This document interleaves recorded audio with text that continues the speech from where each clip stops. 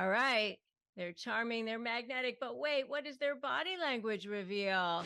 Today, we're diving into the secret world of narcissistic body language, exposing the hidden clues that tell us that maybe you're dealing with a narcissist and unmasking their hidden body language. So, did you know, of course, something like 70% of our language, what we actually communicate is actually body language, not just the words coming out of our mouth. And so I want to unlock the secrets today. So welcome to another episode where we decipher the world of dealing with toxic people in a powerful way, and where I help you shift that dynamic so that you can become the most powerful one in dealing with the high conflict people in your life. And if you're new here, I'm so glad that you're here. I'm Rebecca Zung. I am a negotiation and high conflict expert. I'm also an attorney. I've written a best-selling book, a national bestseller, Slay the Bully, How to Negotiate with a Narcissist and Win. And I invite you to subscribe to this channel and hit that notification bell so that you can be caught up every single time and learn how to shift that power dynamic too. And for those of you who are coming back, welcome back.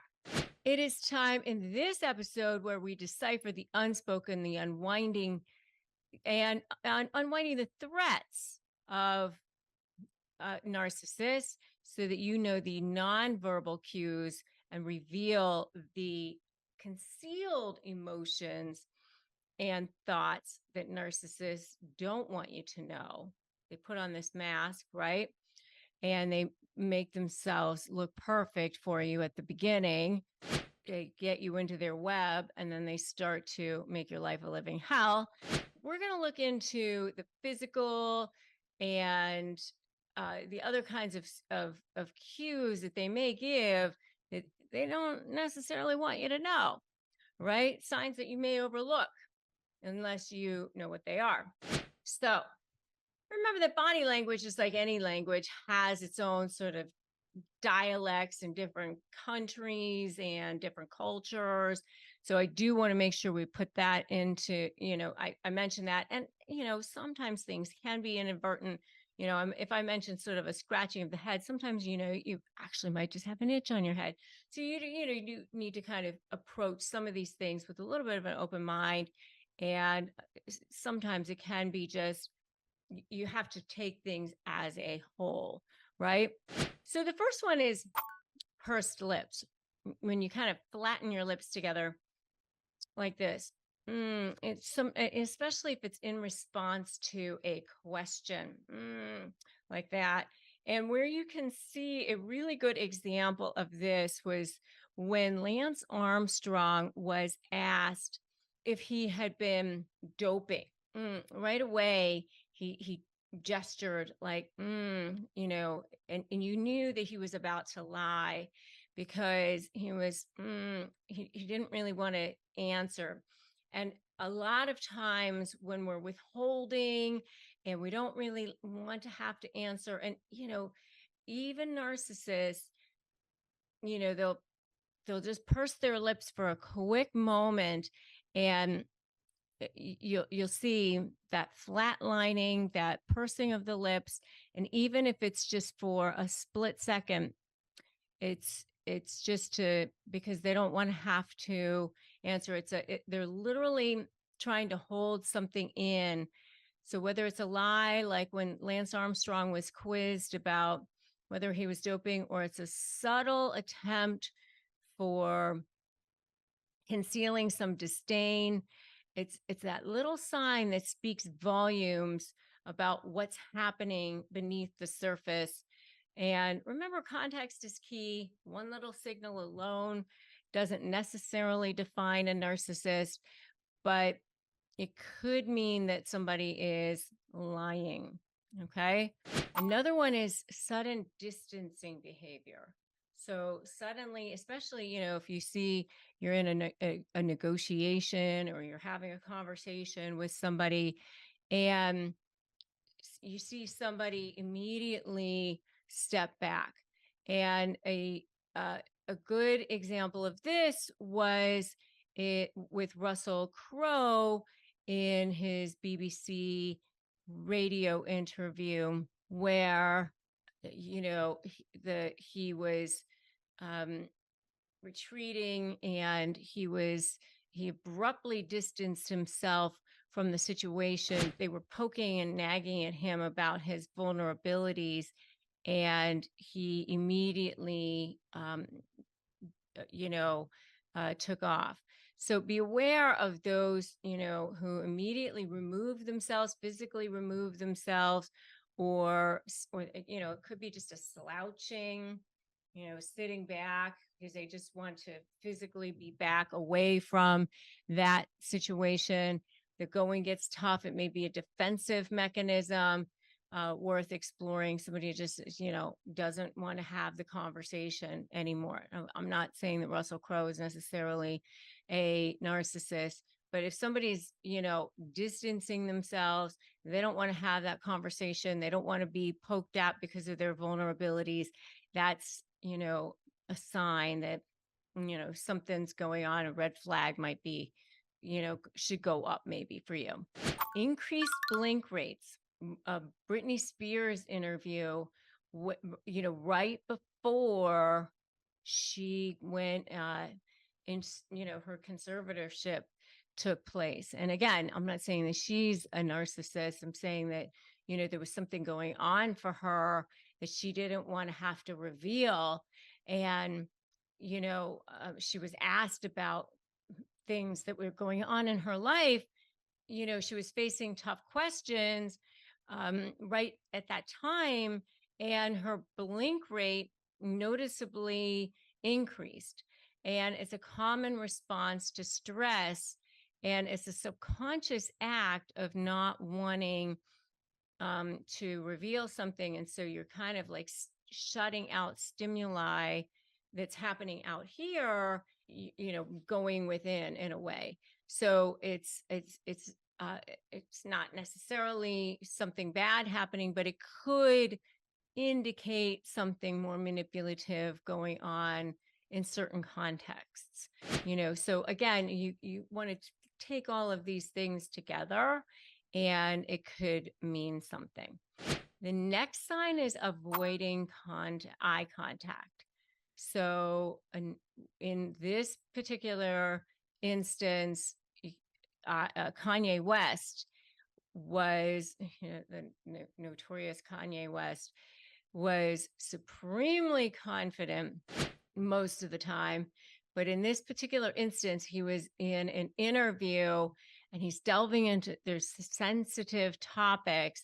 And all of a sudden, he's like refusing to have any eye contact with his interviewer.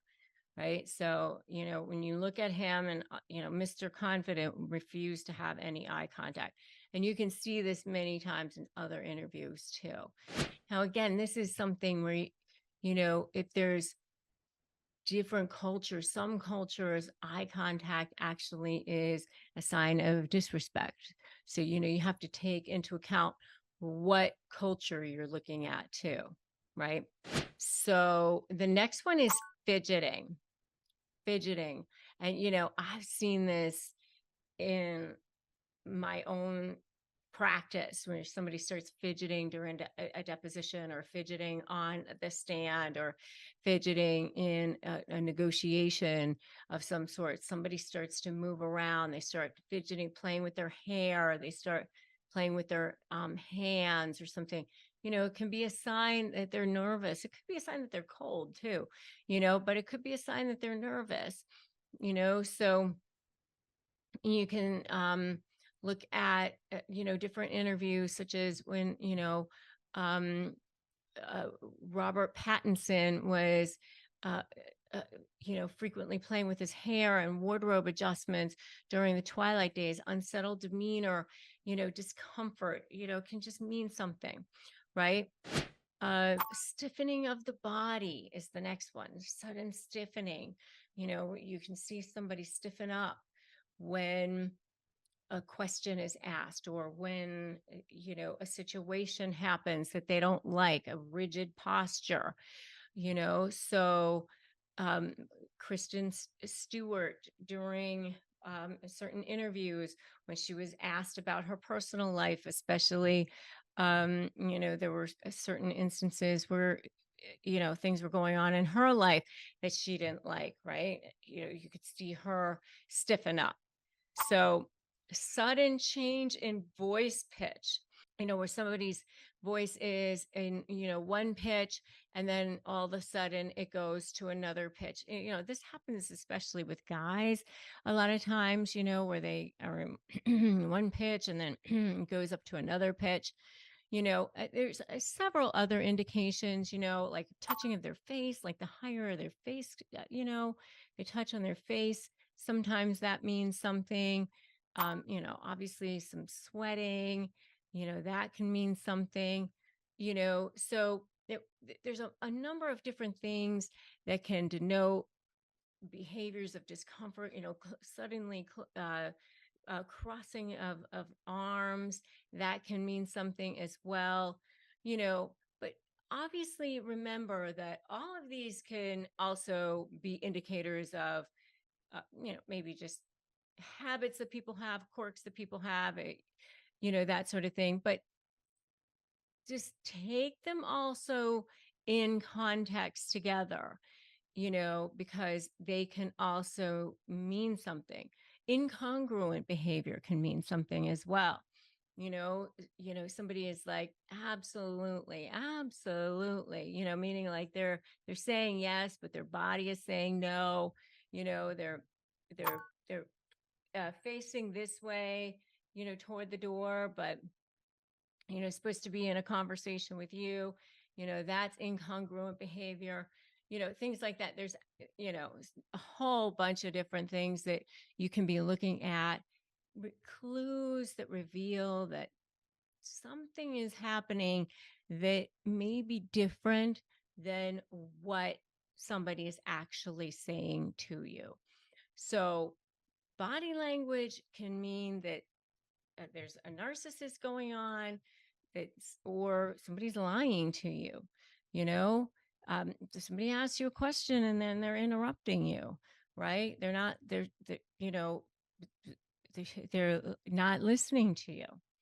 They're not waiting around to hear the rest of the conversation. They're just looking up. So let's learn about narcissists in this video and how they teach you about who they are from their body language. So, did you know that what we say is actually only 7% of our communication? That's right. Tone of voice. Tone of voice is actually 38% of our communication. And body language, body language is the other 55% of what we actually say. So when we are expressing ourselves, more than half of what we say is coming from our body language. So that means when we are listening or watching narcissists, they're saying a lot from their body language. All right, so I've got 6 telltale signs. So grab your notepad, grab your pen. You are not going to want to miss out on these 6 telltale signs. And I'm going to do them in reverse order from number 6 to number 1 so that you stay tuned all the way till the end. Ready? Let's go. Number 6.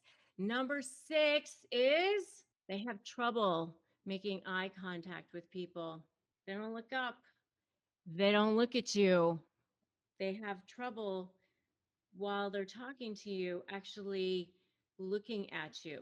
Now, I know that a lot of you are from other cultures. Sometimes this is a cultural thing. So you do have to take into account different cultures. Sometimes it's actually disrespectful to look at people in the eye, depending on the culture that they're in. So do take that into account as well. Sometimes people are fearful of others as well. So you do have to kind of look at this as a whole before all the haters come rushing in. Just make sure that you do understand that you do have to look at this as a whole. Okay. So that's number 6. You ready for number 5? All right.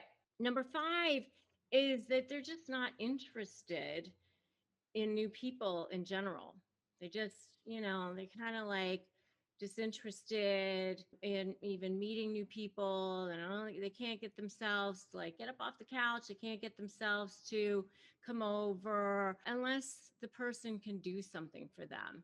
Then maybe they're animated, right? They're in a situation where maybe a new person comes into the room, or maybe they come into the room and there's other people there that they haven't met before, and they just really don't want to meet new people unless, maybe they can do something for them. And again, you have to kind of take all of these as a whole, because of course there are people out there that might have social anxiety or, have other issues, right? But this is just kind of taken together. Got it? Okay. So that's number 5. Number 4. Number 4 is much more subtle. Number 4 is just that silent resentment. And I've been there. I have felt this. There's this silent resentment when their target, that person that they're with, that person, it might be your spouse, it might be your business partner, it might be that person, but the one who's like that target, the person that they're dealing with right now, it's probably you who's watching because you're the one who's watching, is interacting with other people. So you are in a social situation and you're enjoying yourself and you're feeling that silent resentment. They are so upset with you because you're having fun, because you're talking to other people. They cannot stand the fact that you are interacting with others. You know that later on you're going to pay for it. And this is the kind of thing that they do like at holidays, especially. And by the way, I have a whole video on why narcissists ruin holidays. And if you want to check that out, you can definitely check that out, because, this is like one of the things, and you just kind of feel that underlying sort of seething. And you might get like these little like quips, you might get these little like comments, these little like subtle devaluing, like, oh, why do you got to go do and say that? Or how come you're eating that way? Or why do you look like that? Who are you talking to? Or they don't want to hear about that. There's like these little things that are happening. And so that you feel this silent sort of resentment, going on there. Okay. So that's number 4. You ready for the next one? All right. So the next one is that they're just like closed off, right? They're just closed off, maybe like folded arms, maybe like sitting away from others. Maybe they're like facing the door. They're just like disinterested, to show others that, they're not interested in you. I mean, a lot of times, by the way, if you want to know if an agreement is going to stick, you should look to see how somebody is facing, because if they're looking at you but they're facing toward the door, they're not necessarily engaged with you. They might be kind of half out the door. They might be sort of like not really actually committing to whatever it is that they may even be saying that they're committing to. And then down the road, you might find that that agreement didn't actually hold together and didn't actually stick. And you're wondering why, because they said that they would. And that's why, because you didn't read the body language, she didn't know to read the body language, that they weren't actually sticking. So if you see that they're closed off, or you see that they're sitting and facing away like that, that might show that they're kind of narcissistic or not actually engaged in the situation. Okay. So that's the next one. And if I'm on track so far and you've seen some of these, give me an on track in the comments below. All right. Next one is, I know you guys have seen this too. I have definitely seen this from narcissistic people. They actually ask you a question, like you're in a social situation, and they say, "Oh, how did you come to have this happen to you?" Or "How is it going with your business?" or whatever. And you start to answer them, and then they don't even listen for your answer. You're halfway through the sentence and they're like off, doing something else, or they see someone else. They don't even say, "Excuse me." They leave, they start looking at their phone, and they're not engaged. Like they don't even care enough to hear the rest of what you're saying. And, maybe a better source of supply came along, or whatever. And there you are. You're just sort of like, "Oh, yeah, well, never mind then." That's, another one. Like they're just kind of like inconsiderate. Especially if a better source of supply comes along. So that's the next one. And if you want to know what number one is, you got to make sure you stick with it. Ready? Ready for number one? Okay. Number one is they often have more of a distance. They keep a distance. They actually have more physical proximity than others do in conversation. And again, sort of like the trouble with making eye contact, you do want to take into account different countries, different cultures, because obviously certain cultures stand closer than others. So you do want to think about that. But if you are in the same culture and you kind of know what the social norms are in your particular culture, narcissistic people do tend to stand a little further away from each other than other people do. So, those are some telltale signs of narcissistic body language. I am going to give you 10 phrases translated. I'm going to tell you what they say and then what they actually mean in this video. I'm going to decode their secret language.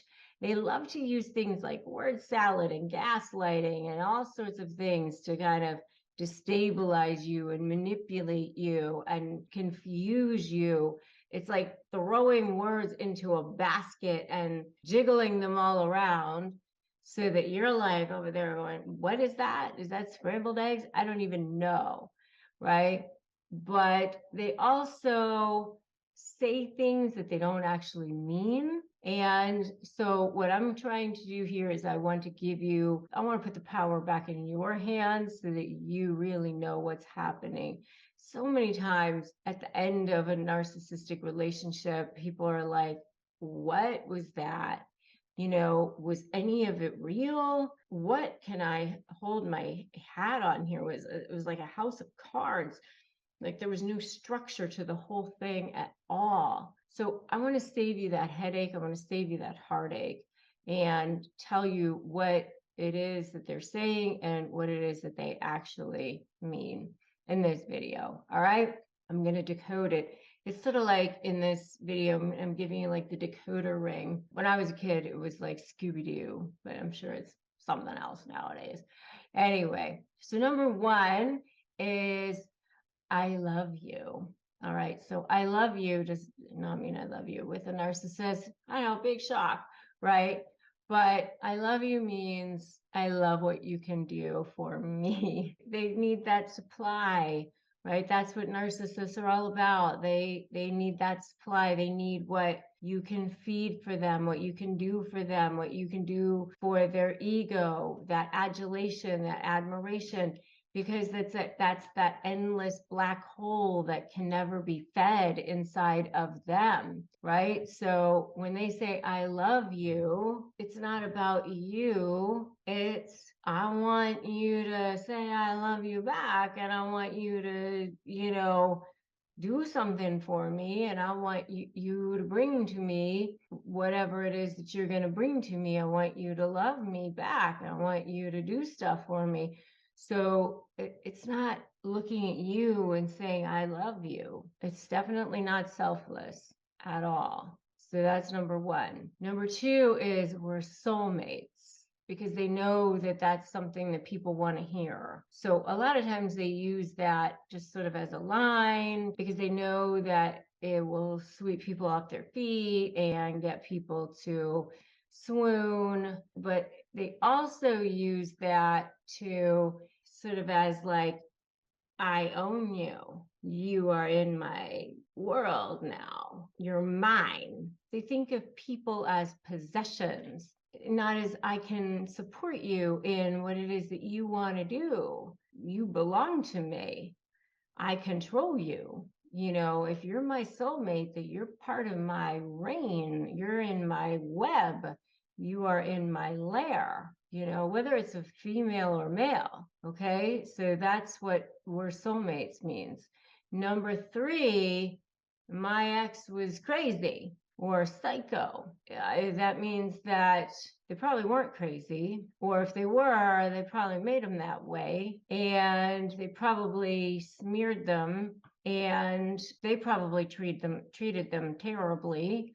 And you know how it is with narcissists. You have to, everything's black and white. They probably wanted to have an amicable resolution, and then they had to take them down before they took them down, and it turned into scorched earth litigation, and there was a smear campaign, and it turned into that whole thing. You know how that goes. And the psycho is probably the person that you're looking at, just saying. So there's that. Number four is the trust one. So they'll either say, you're not trustworthy to you, or you can trust me about themselves. So, but there's going to definitely be a conversation around trust, and whatever the conversation is, it's a lie, So if they say you're not trustworthy, what they're really saying is they're not trustworthy. And then if they say you can trust me, that's probably a lie too.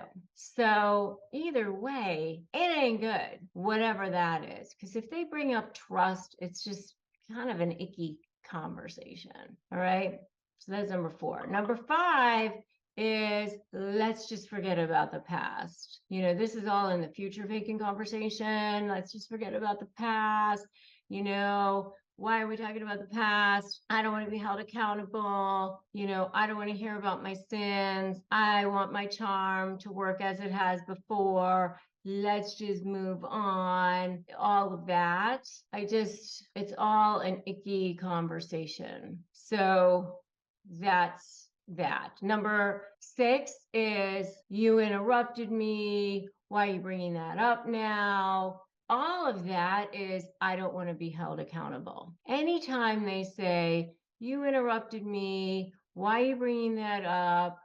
This isn't a good time. It's all around I don't want to be held accountable. That's what that really means. I don't want to be held accountable. Just like let's forget about the past. I don't want to be held accountable. All of that translates to, there's so many different phrases that lead to translating to mean I don't want to be held accountable, right? You interrupted me. There's so many different phrases that lead to that, but that's what that is. Do you agree?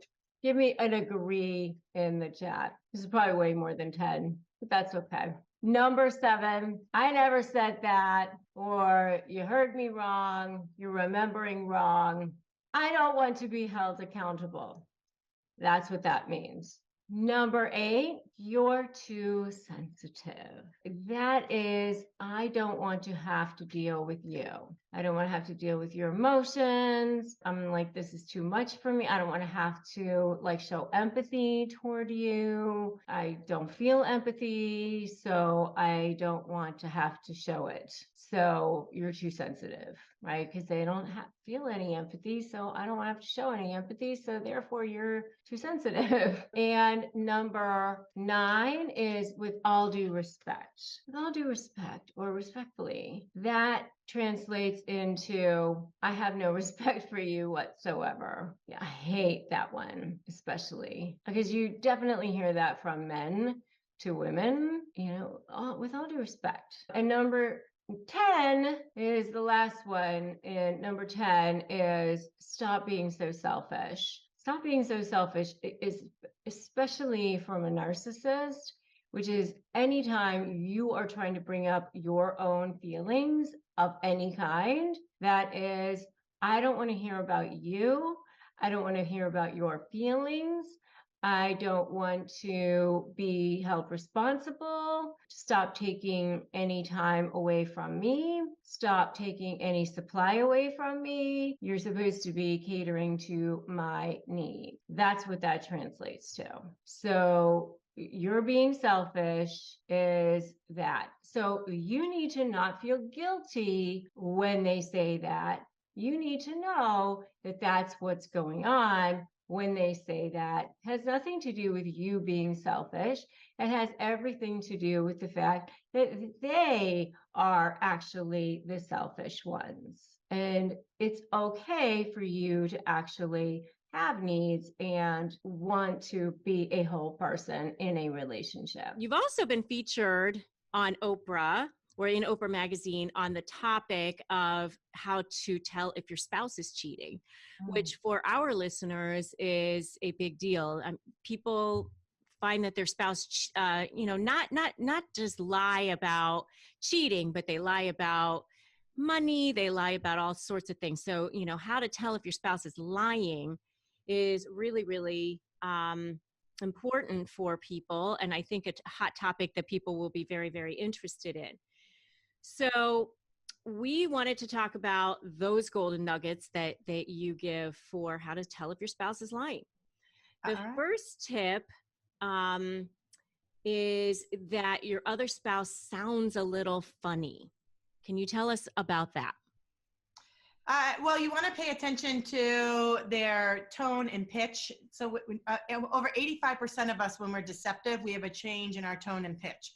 When our tone goes down, like Britney Spears, when Britney Spears was being interviewed by Matt Lauer 2 weeks before she filed for divorce from her husband at the time, Kevin Federline, Britney Spears' voice went down really soft and said, no, our marriage is totally fine. As she rubbed her leg all the way down to her ankle in this interview, my marriage is fine. 2 weeks later, she files for divorce from Kevin Federline. So sometimes the tone will go down. Sometimes the tone goes up, Rebecca. I've already answered this question 2 times. This is ridiculous. You're insane. You're so jealous. This is why you have no friends. This is why your friends never call you. So all of a sudden their tone goes up. And often when their tone goes up, it's because you're getting closer and closer to the truth. So they'll channel anger to back you away from finding the truth and getting too close to the truth. And so this becomes this, it's called gaslighting. If you're not familiar with the term, it's like you're the crazy person. And this term gaslighting is based on a movie called Gaslight from decades ago, where this guy finds treasure in his house and he doesn't want his wife to find it. So he starts blowing out the gas lights. And she's like, I thought that light was just lit. And he's like, no, that light hasn't worked for months. And to make her crazy. Lance Armstrong did this, quite frankly, when people would call him out on taking steroids. Not only did Lance Armstrong then sue you, he won those lawsuits, by the way. There's one particular interview where Lance Armstrong is doing this press conference, and this guy from, I want to say reporter is from Scotland or Ireland, I think he's from Scotland, asks Lance Armstrong a question. And Lance Armstrong answers the question and the guy goes, how come you didn't grant us an interview? And Lance says, aren't you the guy from Scotland? Aren't you the guy that's been saying, I'm the cancer in this sport? because you think I'm cheating in the sport and taking steroids. You call me a cancer, and I'm here trying to fight to save money, raise money for cancer awareness, to make a difference. And you had the audacity to say, I'm the cancer in the sport. You're not worth the wood you're sitting on that chair. And so what this is Lance Armstrong is literally raising his tone and pitch and gaslighting that guy, when later we find out what? Lance Armstrong was lying all the time. So when you hear that. Yeah, I was going to say, how many years later was he sitting on Oprah's sofa? Yeah. Yeah. So if you're asking someone a question, ask me if I've ever taken heroin, guys. Have you ever taken heroin? No. I don't have to oversell. Truthful people convey, liars try to convince. So pay attention to that tone change. If all of a sudden there's this either increase in anger or there's this increase in sadness, and their voice goes soft. Say that again, what you just said. That's a really good. Yeah. So if there's this increase in anger. No, truthful people. Truthful people convey, liars try to convince. So they'll oversell their story to convince you. That is a good one, because I think I've noticed that as well. As divorce attorneys, I think Rebecca and I have been lied to a couple of times in our lives, right to our faces, as a matter of fact. By our clients. By our own clients, exactly. And you do start to pick up some clues on it. Besides that change in pitch, I know another thing that you say is that people slip in verbal cues, which, that sounds like it rings a bell for me, but can you tell our listeners a little bit more about verbal cues? So there's several here. I know this is going to sound strange, but I know you think I'm making this up, but I know you think I'm lying, but I know you're going to think I'm not telling the truth, but so I say liars, we're watching your big butts. Pay attention to the butts. I was on a show called The Big Idea with this guy who I love, Donnie Deutsch. I don't know if you know Donnie Deutsch. So Donnie Deutsch, he had a show on CNBC called The Big Idea. And I had Donnie sit down, and he told 3 stories. So the first question was, and he randomly picked out of my hand 1, 2, or 3. And whichever number he picked, he had to lie on that story. So he couldn't be prepared for which story would be the lie. So I said, pick 1, 2, or 3, whatever number you pick, that will be your lie. And then I asked him 3 random questions. So the first question was, the first place you ever lived away from home. He said sleepaway camp, and the second place was college. The second question was, what drives you mad? What drives you crazy? What drives you mad? And he said, people who are cheap, people who are late, and people who smell bad. And he said, not so much, people who are cheap, it just drives him, it irritates him. But people who are late, which I'm always late, as Rebecca can tell you, case in point today, it's like always one thing after another. People who are late drive him, that's his biggest pet peeve on planet Earth. So he tells me that. The third question is the nicest thing someone ever said to you. And he said to me, literally right out of the gate, he said, the nicest thing someone ever said to me was, my father told me I remind him of his father. I know that sounds strange, but that doesn't sound strange. Why would you throw a but in there? If anything, that sounds completely normal. So his father said, you remind me of my dad. Why is that strange? I know that sounds strange, but. So before I even get any body language, immediately out of the gate, I'm suspicious of story 3. Because he threw in that big but. The but didn't belong there. He didn't say but there. Hey, the first place I ever lived away from home was sleepaway camp, and then I went to college. I know that sounds strange, but those are the 2 places I've lived. He didn't say it in the second story, the things that drive him nuts. He only said it here, and it totally makes sense. The nicest thing my father ever said is I remind him of his father. The fact that he added the but right there is suspicious to me. There's other verbal indicators, and one of them is character testimony. So character testimony is, just ask my friends. They'll tell you I'm not a cheater. Just ask my friends.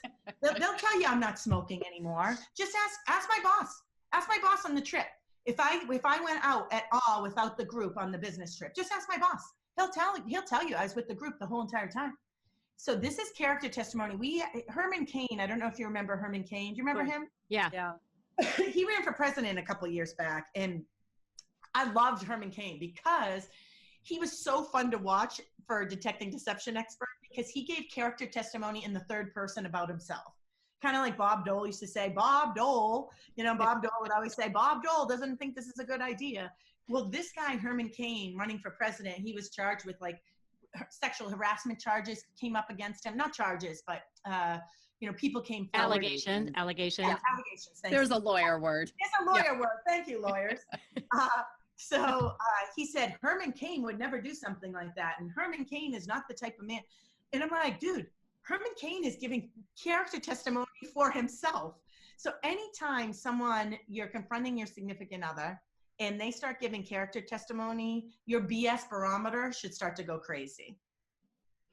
That and the butts, right? That's the butts. And The other big things like, I knew this was going to happen. I knew you were going to ask me this. I knew this was going to happen. Or they'll say, what kind of person do you think I am? Are you calling me a liar? Are you calling me a liar? Why are you asking blah, blah, blah, the same question? This is ridiculous. You're embarrassing yourself. So again, that goes into these types of statements go into that, trying to make you think that you're crazy, trying to make you gaslight you. So be careful of people. You confront someone and all of a sudden you feel like you're the idiot. You're like, wait a minute, am I insecure? Mammals, out of all mammals, the only mammal on planet Earth to override our gut instincts are human beings. A wolf never walks down the street or through the woods and says, I think I have a bad vibe. That lion over there looks dangerous. I'm overanalyzing it.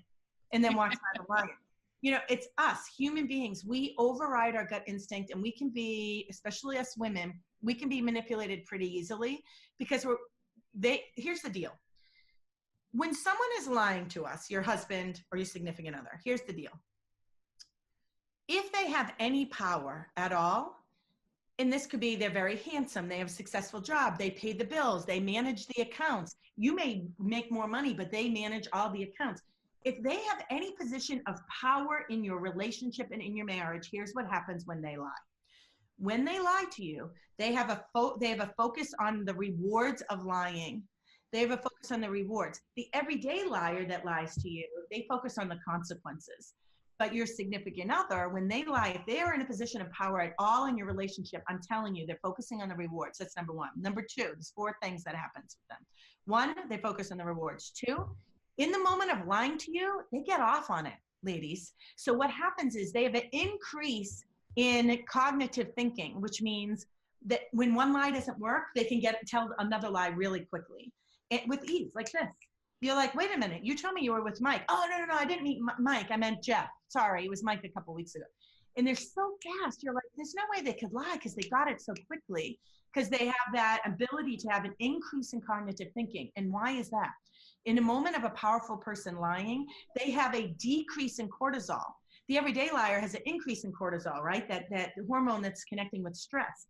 They have a decrease in cortisol. They're getting off on it. And the last thing is the powerful liar has an increase in positive emotions. So when you say to your husband, did you see your ex-girlfriend last night at that party? Because a friend of mine was there and she told me that Michelle was there. And he's like, what? I love you. What? I love you. So understand, they have an increase in positive emotions. What are you talking about? Honey, I love you. And they're so happy. Be concerned when you see this. And we're all powerful liars. If you've ever told your kid there's a Santa Claus, and you're we can't go to Grandma and Poppy's house because they don't have a fireplace. And what do? You slap a smile on your face. What? Oh, you're right. You have an increase in cognitive thinking. Oh, I didn't know how to tell you this, but Santa, just like he gives the magic dust to the reindeers to fly, he puts magic dust around Grandma and Poppy's house, and the house lifts up and Santa crawls underneath. Your kid doesn't believe that lie. What do? You slap a smile on your face again. You go, okay, Santa shrinks down to the size of a keyhole with all the presents. Your kid doesn't buy that. What do you do? That reminds me of that Dirty John thing. Did you see that Dirty John thing? Because it was this podcast series that had gotten like 10 million downloads in like the first 6 weeks or something. Yeah. And then they ended up making it into a Netflix movie. And we actually interviewed Lily Vasilev, because she has put together some points about how to prevent that from happening to you. But it was this guy who was a master at getting women to pay for everything for him. They would isolate. Well, he ended up being murdered by by her daughter. I Oh, would you give just it gave away. away. Oh Give it no. away. Give it away for people. But Spoiler alert. yeah, spoiler alert. But he was such a master at getting this very successful woman to do whatever he wanted. Wow. And she said, like, you know, he said he was a doctor, and then they found his nursing degree, and he came along and said, well, I have a nurse anesthetist doctorate, and that's like a doctor, and that's why I am a doctor. And she believed it. And you know, she said he would have something to say for everything, and it all sounded plausible, which is exactly what you're saying. Yeah. Right. And, I mean, So- and think about it when, like, if you're telling your kid about Santa or the Easter Bunny or the Tooth Fairy, you focus on the rewards. You have an increase in positive emotions. You have an increase in cognitive thinking, and you don't stress out. As a matter of fact, you're proud of yourself when you finally came up with, okay, I leave the back door open for Santa. Don't tell Grandma Coffee. You know, and your kid buys it, and you're like, you call all your friends, you're like, listen, I came up with 4 answers. I'm like a rock star. So we're all powerful liars. If you can think in your marriage, if you're getting a divorce, if you're separated, and they have a position of power, this is happening right now with a relative of mine that got a divorce attorney, right? I helped pay, so he wouldn't know that she already got a divorce attorney because he monitored all the finances, right? So Right. she paid me back later. I wasn't in a hurry for the money. She paid the money, so he wouldn't know. Guess what? Once she serves the papers to file for divorce, he convinces her, now they're using a moderator. Well, now this divorce, supposed divorce, is now going on, I don't know, 6 months, and nothing is happening, and it's chaos, and he's calling all the shots, and there's kids involved. The whole thing is a big mess. And now he convinced her to get rid of the lawyer. So all that money was, I mean, and it's crazy. So she's crying and stressed every single day because he convinced her that the lawyers are not a good option. All they're going to do is raise your money and give you a big bill. Use a mediator. And I'm not knocking mediators. Maybe there's a time and a place for that, but this is a disaster. Well, that's a normal thing that control freaks do, though. They try to get rid of, you know, even if it's a consulting attorney, which we always say that, you know, having a consulting attorney or a coach is a good idea, but that's what they do. They convince the person that you don't need that person because they want to get anyone else who might have control over that person out of the picture. Yes. Oh, yeah. Well, the lawyer themselves, when we went in, it's a female lawyer. And when we went in, I went in and met with the lawyer as well. And I had a list of questions. And the lawyer, this is my friend. My friend's husband wrote a list and said, hey, when we get divorced, here's what I get. Here's what you get. He writes this list. They always do that. My friend goes, well, that looks fair. And we bring it into the lawyer. She goes, there's 6 red flags in this list. And my friend's like, what do you mean there's 6 red flags? I go, this is why you get a lawyer. And so we went in. One of the things was he has all this property. And he said, well, there's no way that we can find out how much money this property is all worth. So I'll take all that property and you'll get none of that. Like, you don't need any of that. I'll take the hassle of it all. And she's like, no, you can get property because multiple people own the property. Like, there's a team of families that own it. He's like, there's no way you could figure it out. Of course there's a way you figure it out. That's ridiculous. But my friend was like, well, it makes sense. No, it doesn't. Oh, they always come in with that spreadsheet of like, I've done this and you're getting the left-hand side and never mind that the right-hand side that I'm keeping tallies a little bit more money. It's Oh, do they do that, huh? Is that typical? Oh, yeah. Oh, see it all the time. Yeah. Yeah. So one of the other things you mentioned is the person's face flashes contempt. I want you to talk about that, but also I remember that you said something about like when people lie, something happens with their physiological, and that's why their nose starts itching and things like that. You can talk about that a little bit too. Okay, so see this look? I'm doing contempt while you brought it up. So do this, ladies. Okay, so that's moral superiority. Let me see, Susan. Let's see it. Oh, yeah, you're good at it. Oh, yeah, Rebecca. Oh, no. Rebecca's a monster. So contempt is moral superiority. Now, contempt belongs there, ladies. If someone gets an award, right? Your husband comes home and he gets this big award and this big trophy, and he's like the top salesperson of the year. It belongs there because it's moral superiority. It's like he's saying, like, you're damn right I won the award because I worked my butt off. The problem with contempt is where you're confronting them. Hey, are you on Twitter with a fake Twitter handle? And then writing to like these women like whores online on Twitter and commenting under your fake handle. And your husband's like, no, what are you talking about? I don't even use Twitter. And then contempt pops up. Contempt is moral superiority. When you see contempt as well, so contempt is usually done by the master manipulator. So someone in the position of power will leak that contempt. So we saw people like Ted Bundy leaked contempt. We saw Scott Peterson, who murdered his wife, pregnant wife Lacey Peterson, and unborn son Connor. Even with interviewing with him, you see contempt, moral superiority. O.J. Simpson. So people in a position of power.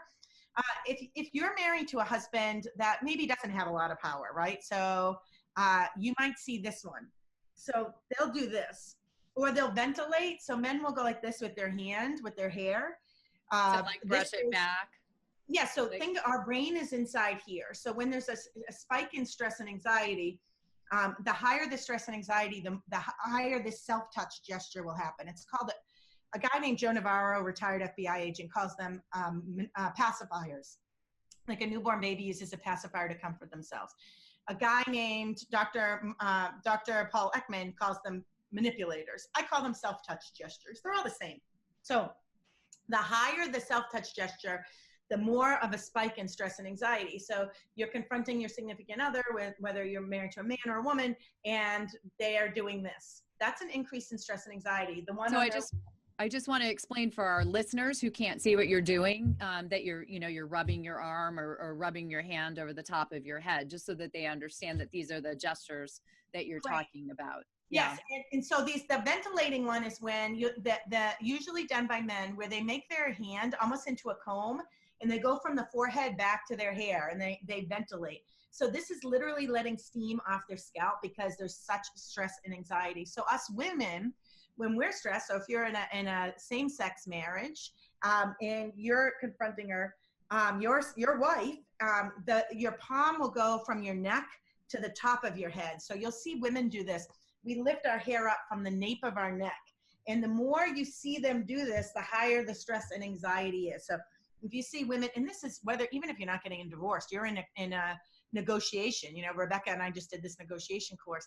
So you're in a negotiation, women will tend to go from the nape of the neck up, and we bent our hair, we let our hair out. So we're going from the nape of the neck up.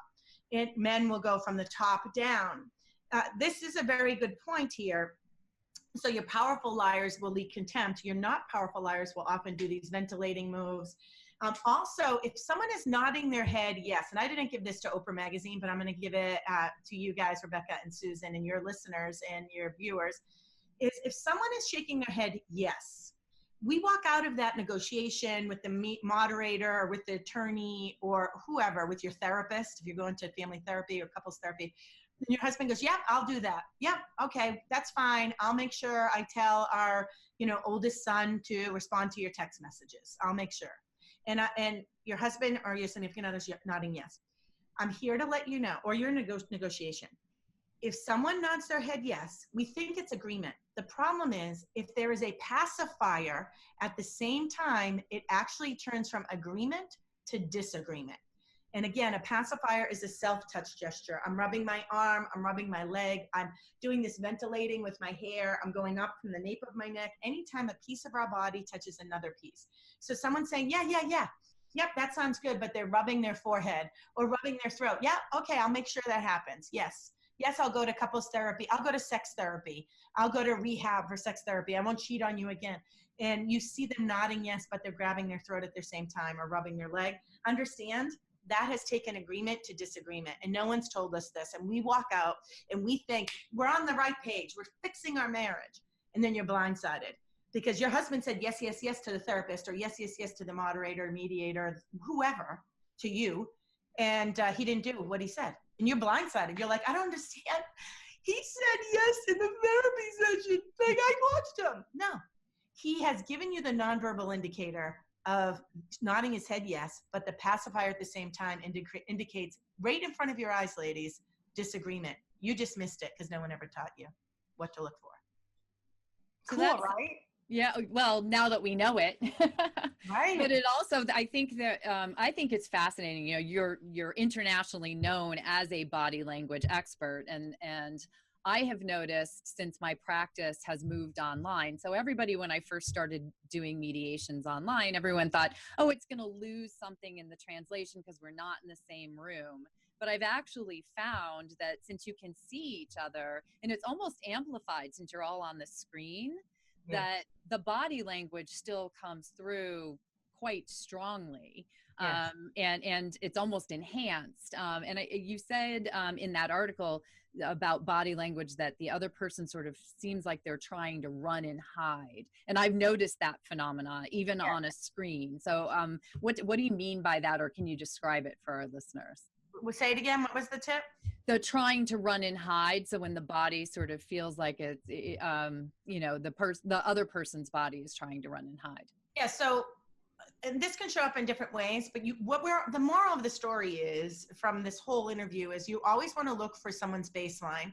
And when their baseline changes, that's where suspicion lies. So if I'm really confident and I'm taking up space, if you were to see me right now, you'd see my left arm is up on my chair that I'm sitting at. I'm taking what's called a broadside display. I'm taking up space. And all of a sudden I get really small. Think of like a Far Side cartoon. I like Far Side back in the day. I'm an 80s kid, 48. So As we all are. Yeah. yes. So these Far Side cartoons, like the bear would have like a red target on him and he'd get really, really small, or point to the bear next to him so the person with the gun could go shoot that bear. So we implode. We sometimes do turtling. Turtling is where the shoulders kind of pull up and our head pulls down. You'll see this with people who shoplift. So shoplifters, when they go in and they're looking around, before they steal, will often turtle. And turtling, just imagine the turtle's head going back into its shell. The shoulders will rise up, and so you'll see someone sitting here like this. They're trying to become a smaller target and not be seen versus taking up space. So sometimes people will lean away. I call this the belly button rule. The belly button rule is we face our belly button towards people we like, admire, and trust. We also face our belly button and our feet in the direction we want to head. So if you're talking to someone, I talked about this on Dr. Oz one time for a divorce segment, ironically, and you're talking to your significant other and they suddenly adjust in their seat, and if you could see me on video, you'd see I just turned. My belly button is now facing a door and exit. I subconsciously want out of there. So I will literally physically turn my belly button towards the door and exit. I have a friend, Terry Moore, in New York City, and she always says to her husband, his name's Nikolai, "Hey, Nikolai, my belly button is facing the door. You know what that means? Let's go, buddy. My belly button's out of here. Let's wrap it up." Get behind the belly. Yes. So watch for that change in the baseline. Watch for when people shrink. Or again, remember, some liars convince instead of convey. So some liars will get opposite and they'll take up space and try to be really confident and start doing steepling, which is like prayer hands. We see Oprah do this steepling move. It's literally like the steeple on a church. They'll try to overcompensate that they have nothing to hide. It's a power move. I learned that. Yeah. That and the chin grab. Yes. When we grab our chin, we're about to win. Is that good? Okay, because I do that a lot. Is that a good thing to do? Yeah, or It's a good thing. Oh, good. All right, so how to spot narcissists run their body language. By the end of this video, I'm going to give you 6 telltale signs. We know that narcissists are liars, all right? But they say that only 7% of our communication is actually the words coming out of our mouths. So what's going on with the other 93%, right? The other 93% of our language is our tone, it's body language, it's how we say things, it's the gestures, it's how we touch our face, it's eye contact, it's all sorts of things that is going on while we're actually talking. You know, narcissists are actually very attuned to that sort of thing.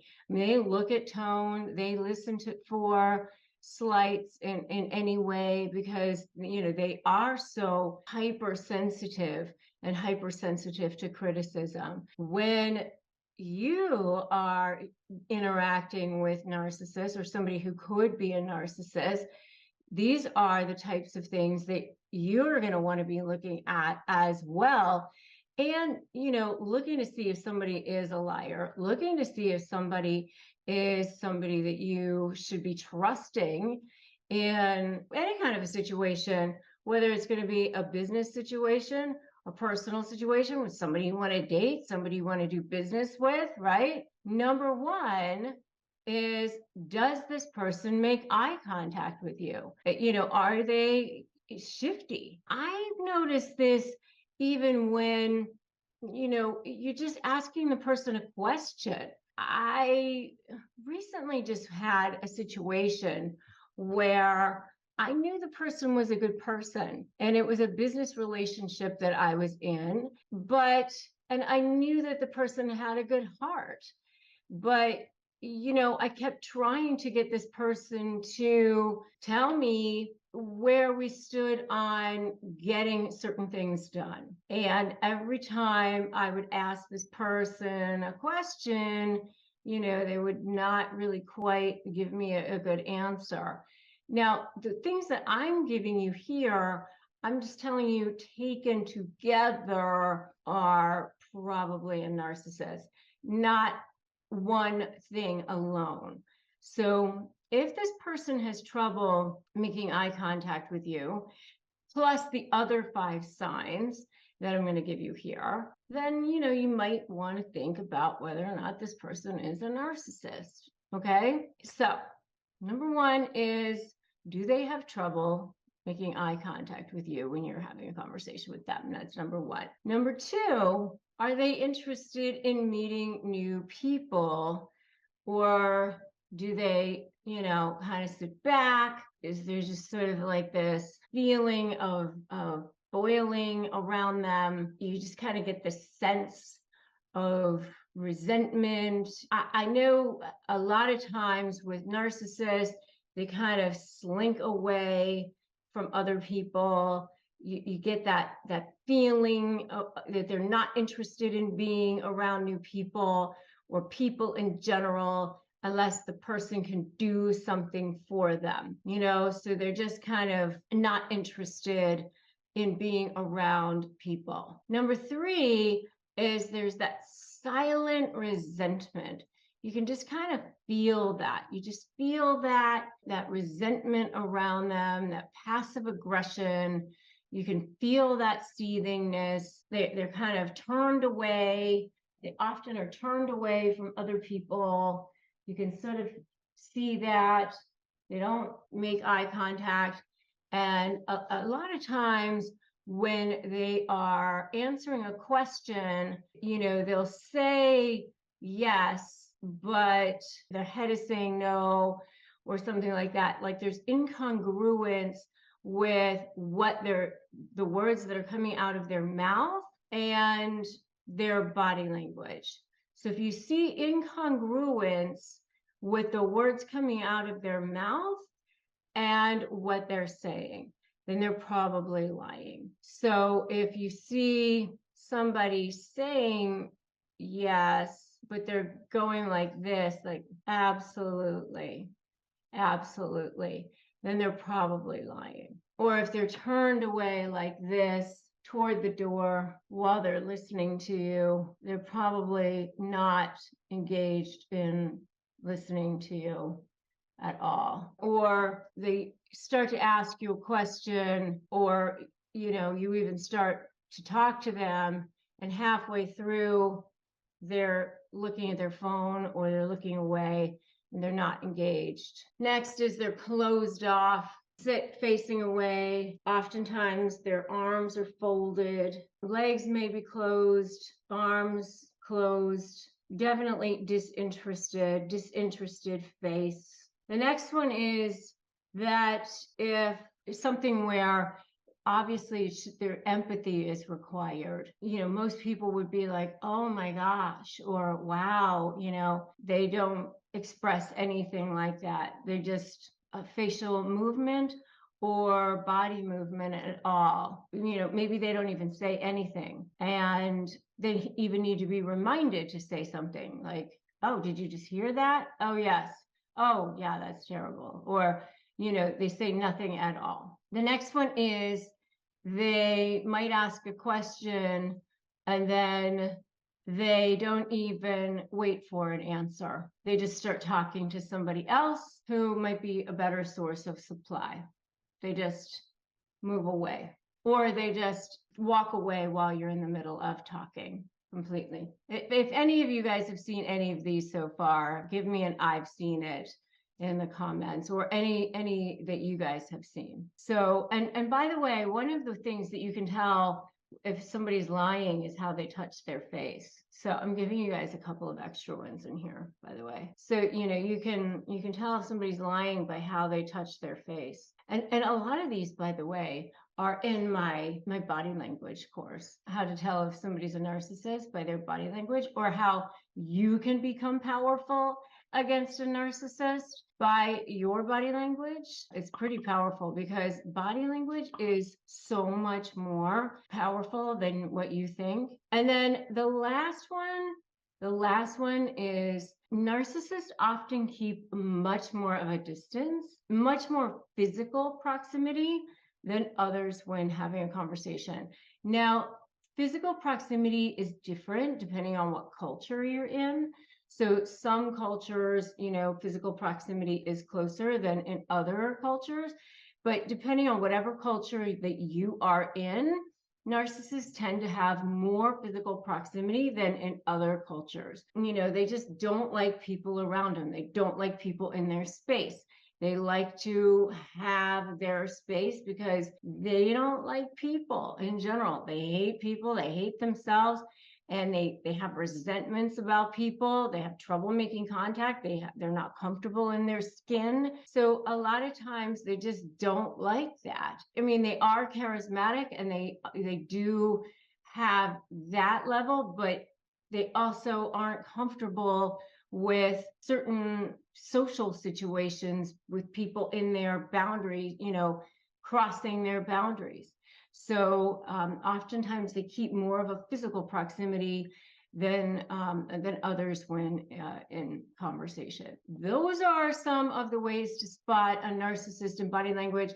And as I said, only 7% of our communication is actually the words coming out of our mouth. 93% of our communication is other things, tone of voice, body language, that sort of thing. So it's really, really important to be able to understand how to do this. Okay, so 11 ways to recognize a covert narcissist. I personally have had to deal with 2 covert narcissists who have targeted me in my personal life, and they are the worst, the absolute worst. Let me tell you, I think they're the worst because you can't spot them very easily. The grandiose narcissists are the ones that are out there bragging all the time. They're the ones telling you, oh, I'm so great, blah, blah, blah.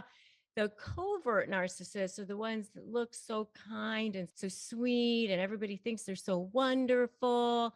And so they save themselves for their actual targets. And the things that they do are so under the radar that when you go to tell people about it, people are like, well, that doesn't seem so bad. Or I don't know, maybe that was so inadvertent, because they're really so nice. So when I was dealing with them, it actually makes you even seem more crazy because people are looking at you like, I don't know. I mean, that doesn't seem so bad. And it's absolutely maddening. It literally is like death by 1,000 cuts, or like that water dripping on your head.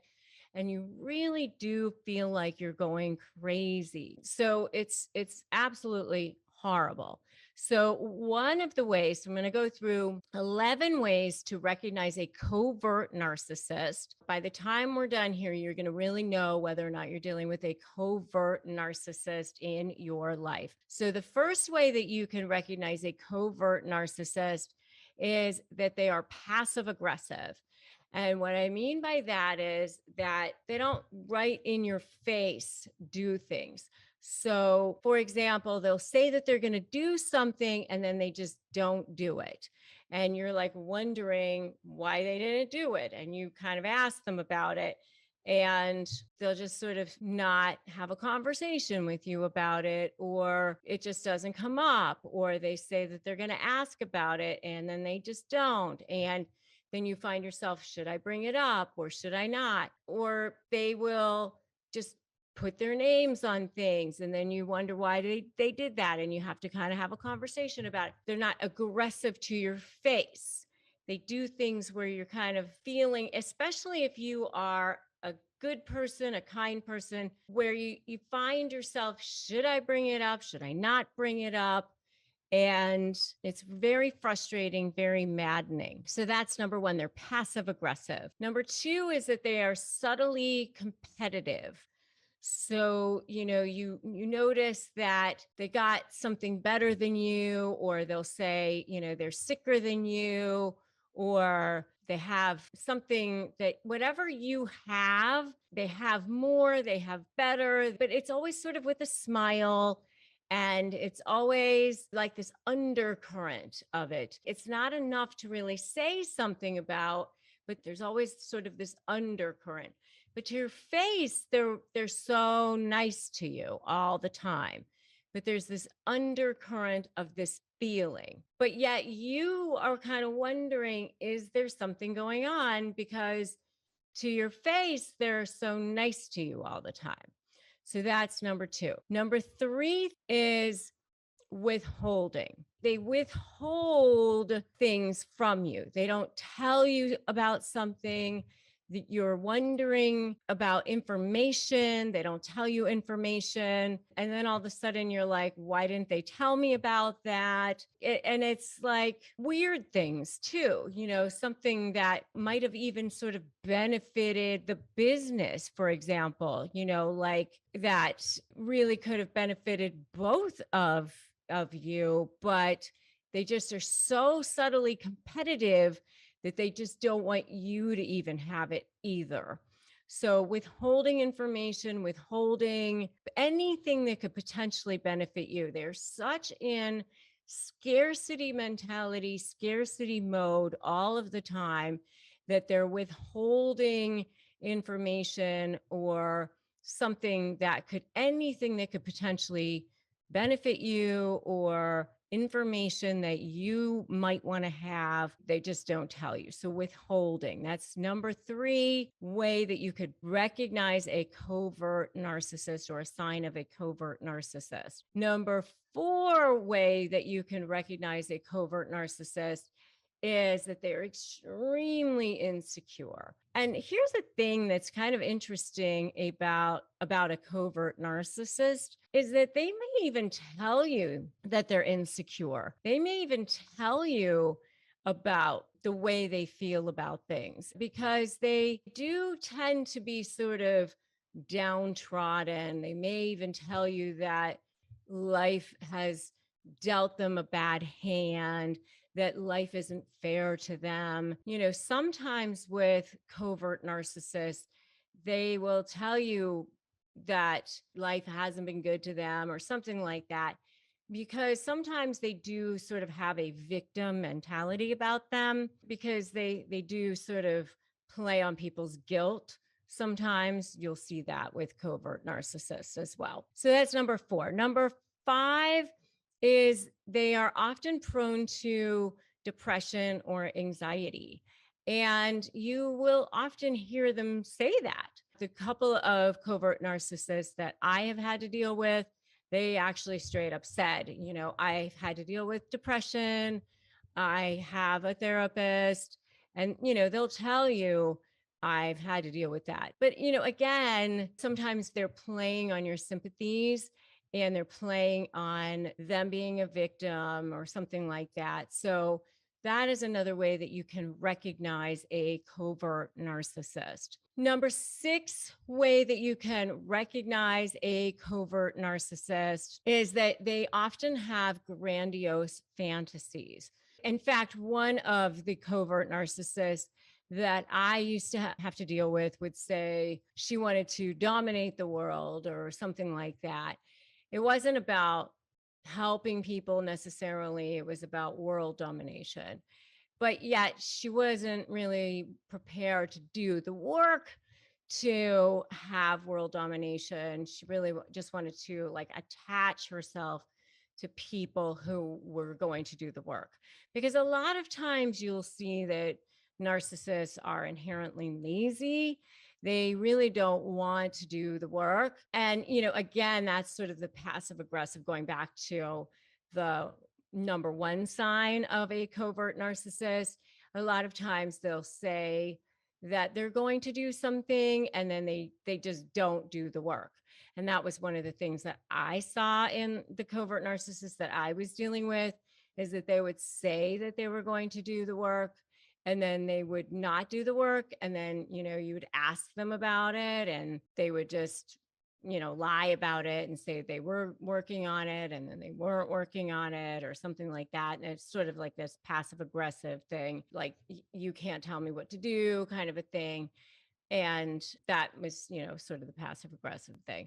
But that's number 6 sign or way to recognize a covert narcissist is these grandiose fantasies that they have, which is really part of any sort of narcissist. Because remember that even though they are covert narcissists, they are in fact narcissists, which, all narcissists have these grandiose fantasies about themselves. And by the way, if you want to know more about how covert narcissists interact in relationships, I do have a whole video on covert narcissism in relationships, which I highly recommend that you definitely check out.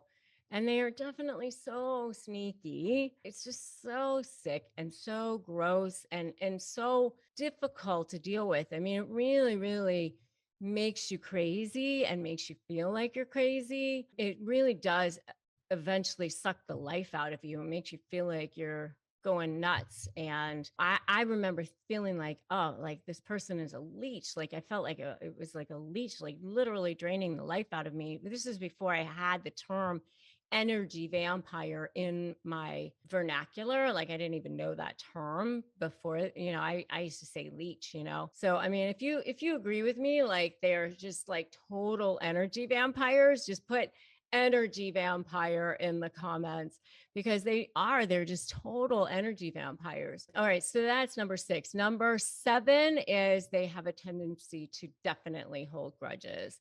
I mean, they hold grudges forever. I mean, it's just because they have no sense of self, just the same as all narcissists. They just don't have that sense of self. And, when you don't have a sense of self, you definitely have a tendency to hold grudges because you don't have that sense of self. So, you want to get all of your value from external sources like that. So that's the number 7 way to recognize a covert narcissist. The 8th way that you can recognize a covert narcissist is that you are envious or jealous. When I was dealing with a covert narcissist is, when something good would happen with me, I got a really great television gig or something like that, then the covert narcissists in my life would be like, oh, that's so great for you.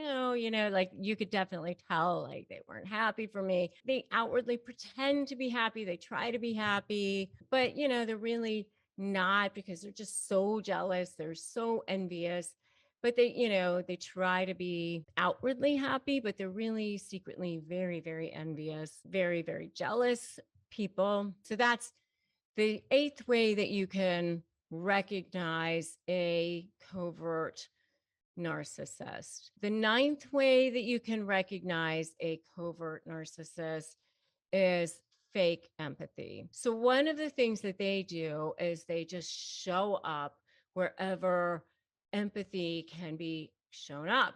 So one of the things that I would see with some covert narcissists that I was dealing with is that, if somebody were sick, they would just show up there right in the middle of things with, the baskets of food or whatever, because there is an opportunity to get attention for themselves and look at me, look at how wonderful I am. This opportunity to show what a great person I am. And the person who can sit right at the bedside and be right in the middle of it and demonstrate that I am such a wonderful person and everybody else is so not a wonderful person. It's sort of this fake empathy, though, because if there's not a show about it, if there's nobody to be seeing this person displaying all the empathy, then they don't bother. So it's only if there are certain people around to actually see them displaying this particular empathy, and only if it will serve them in certain circles. It's definitely strategic in nature. So it's kind of fake empathy, and it's very much strategic or tactical when needed. So fake empathy is the 9th way that you can recognize a covert narcissist. Number 10 way that you can recognize a covert narcissist is gaslighting. Gaslighting is definitely a personal favorite of all narcissists, but I think that covert narcissists are actually even better at it than any narcissist, frankly. I would see this especially with the covert narcissists that I dealt with, frankly, because they would be particularly good at spinning yarns. They take shreds of truth or kernels of truth and spin it into, well, we talked about that. Don't you remember? Like they would take little pieces of it and then spin it into whatever they would want it to be. So, go and do whatever it is that they would want to do. And you'd be over there going, what the hell do you think you're doing? And they would be like, oh, well, we talked about that. We never talked about you doing that. But they would take like a little piece of what you talked about and then go and do whatever they wanted.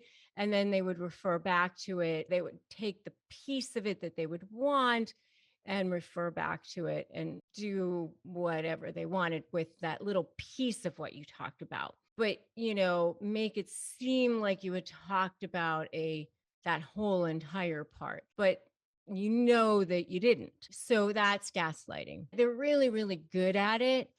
And because they seem to the rest of the world as such good people, so kind, oh my goodness, but look at what they did for this person who had cancer. They stood by their side and they did all these things. So to the rest of the world, since they're so nice and they're so kind, they kind of get away with a whole lot more. It's so maddening in a lot of ways. So that's number 10 is gaslighting. And number 11 is their flying monkeys. They love their flying monkeys. They love to use those flying monkeys. So flying monkeys are third parties that they use to line up as their like army of people to have them on their side, to let you think that these people believe their lies, believe their agendas, believe that everyone else is thinking what they think, everyone else thinks that they're wonderful, that you're not, that you feel more isolated, more alone. It's really a form of bullying in a way. But here's the thing that I do remind people about flying monkeys, and that is that a lot of times the flying monkeys really don't even realize that they're being lined up against you. They're being love bombed by that person as well. They're being charmed by that person. They don't know what's going on. They don't realize that that person has this agenda. They just think that person is nice. They're not in the inner circle a lot of times, and they don't see what's happening. They're not being necessarily targeted by that person. So they don't see that passive aggression. They don't necessarily see that subtle competition. They don't see the covert narcissism in that person a lot of times. They just see the good side a lot of times. So it's kind of hard to tell a lot of times if that flying monkey or those flying monkeys actually know what's going on. I don't know. But the best thing for you to do is get the hell out of there and never look back. That's for sure. Okay, today we are tackling one of the most important topics, which is what the narcissist's favorite weapons are. And most importantly, how you can spot them and also fight back against them. All right. You're going to want to make sure you watch all the way till the end, because at the end, I'm going to give you what the most vicious ones are and how you can fight back against them. All right. So, number one is texts and emails. So, here's the thing: narcissists are inherently afraid. That's the truth of the matter. They're actually more afraid of you than you are of them.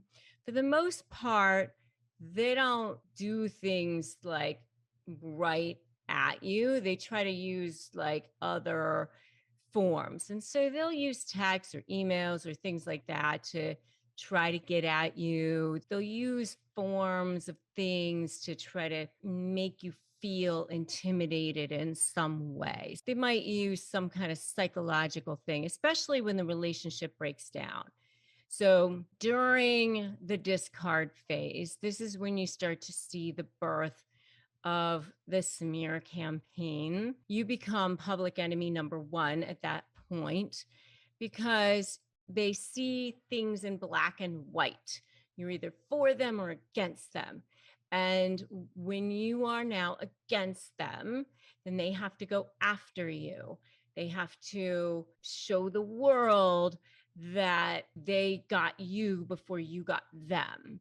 And so they're going to want to kind of create this paper trail of you are now, the enemy in some way. So they might actually confirm things that aren't even true. This is to confirm that you said this or that this is happening or something like that. And like that conversation never even happened. And so what you'll have to do is just straight up say this conversation never happened, something like that. Or if there's a sea of crap coming at you, don't defend yourself. I always say pretend like you're reporting the news. Never explain, justify, or overshare. Don't get emotional. Don't get down in the weeds with them. You say things like, I am in receipt of your email. I deny everything you're saying, and then just pick through and find the one or two things that you absolutely need to respond to, and then only respond to those things. And just remember that every text, every email, everything that you send, everything that you post is a potential trial exhibit. So watch yourself and don't get down in the mud. Don't get into the weeds with them. So I want you to put that in the comments right now. I will watch myself. And don't get into the weeds. Stay out of the weeds. All right. A next thing that they do is they ghost you. They try to get you triggered by ghosting you. They just stop responding so that you will start going nutso on them. They do things to try to make you get emotional. That's what they want you to do. They want you to be triggered. They want you to look like the crazy one. They want you to look like you're the one who's emotional and crazy so that they can turn around and say, look, there's the crazy one. And they use that against you. And I've seen that many, many times. So be careful about that. Okay. So that's number two. Number three is that they will use flying monkeys. What flying monkeys are the people that they line up to be they're like army of bullies, so that you feel isolated, so that you feel like the world is against you, like you're the only one who thinks a certain way, or that you feel like everybody else is on the bully's side, on the narcissist side, and you are alone. And so why bother even trying to win this war? Because you're never going to win. It's a psychological way of thinking. And a lot of times I want you to know the flying monkeys may not even know that they're being love bombed by this narcissist. They may not even realize the truth of what's going on. And it doesn't matter. You need to stand in your own power and know your own truth. Just march forward, regardless of what's going on with those flying monkeys. I do have a whole video, by the way, on how to shut down a narcissist smear campaign. Definitely check that out. And number 4, this is very, very important. Very important. They use the court system as a sword.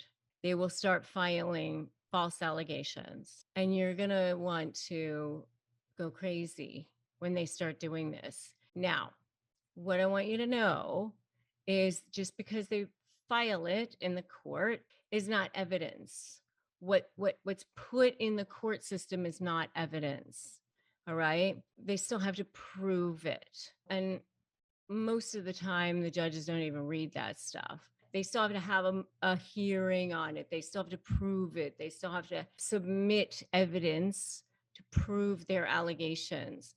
So don't go crazy when you see things being filed in the court system that aren't true. And you have to get on the offensive.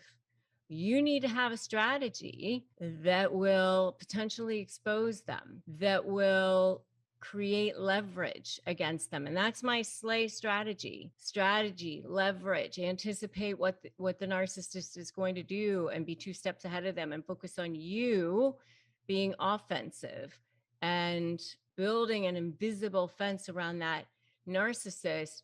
And you cannot negotiate with a narcissist in a regular, reasonable person way. The regular rules of negotiation just simply will not work. 99% of attorneys do not understand narcissism. I certainly didn't until I started doing this work a couple of years ago and really decided to dive in and understand narcissism. So you have to do the work. You have to prepare your case and present it to your attorney and help your attorney to understand what's going on.